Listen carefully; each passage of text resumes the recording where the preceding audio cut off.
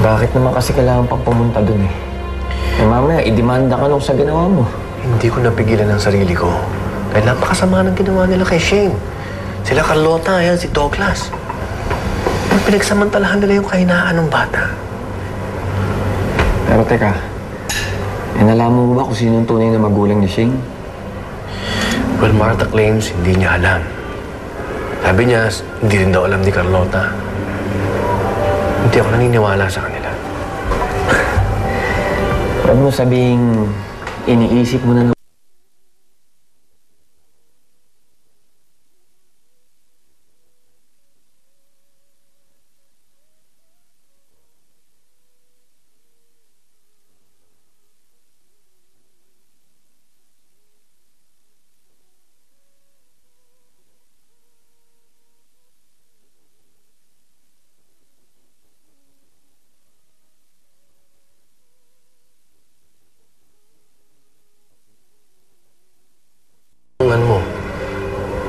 Oo, malabo nga, malabo.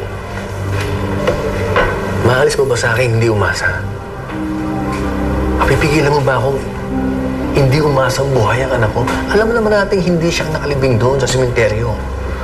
Ibig sabihin nun, posibleng buhay pa siya.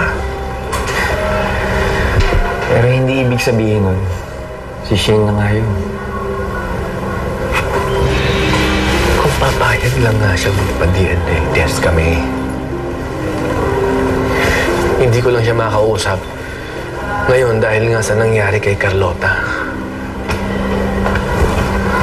Carlota? Ako, libing pala ni Carlota ngayon. Kailangan ko puntahan si Shane. Baka may kailangan siyang tulong. Okay, naalis na ako. Alam mo, Super Bessie, in fairness, bilib ako sa'yo, ha? Biruin mo, kahit gano'n na yan nangyari sa inyong dalawa ni Mang Douglas, concerned ka pa rin sa kanya. Harry, tatay ko pa rin siya. Pamilya pa rin kami. Saka ngayong wala na si Inay. Si Pia naman hindi makakauwi. Wala naman siyang ibang maaasahan kundi ako, di ba? Nako, sana lang magising na siya para makita niya kung sino nag-aalaga sa kanya. Correct. Ay, oo nga pala, Super Bessie, ito yung pinapabili mong gamot. Medyo konti lang yan. Sobrang mahal kasi. Paano kaya to? Naubos na kasi yung perang ipon ko sa pagpapalibing kay Inay eh. Sigurado malaki yung gastos dito sa pagpapa-hospital kay tatay. Diba? Wala naman ako naisip. Ikaw? Kaluluwa. Sige na, Rose. Naiwan po sa reception. Pinapaabot po sa inyo. Salamat.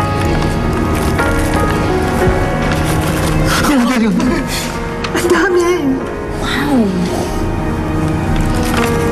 Kanino galing to? Ay, naku. Ang dami naman yan, Super Bessie. Ang daming lantong. Kanino kaya nagaling yan? Hindi kaya galing to kay Sir Fred? Pwede. Shane. Naku. Sir Fred! Ay, Sir Fred. Hello po. Kumusta ka na? Sensya ka na ngayon na ako nakarating dahil late na ako nagpunta doon sa libing at sabi sa akin nga yung tungkol sa nangyari kay Douglas mo. Sir Fred, sa inyo po ba galing to? Ay, naku, maraming salamat po ah. Shane, hindi sa akin galing to. Wala akong pinibigay na pera sa'yo.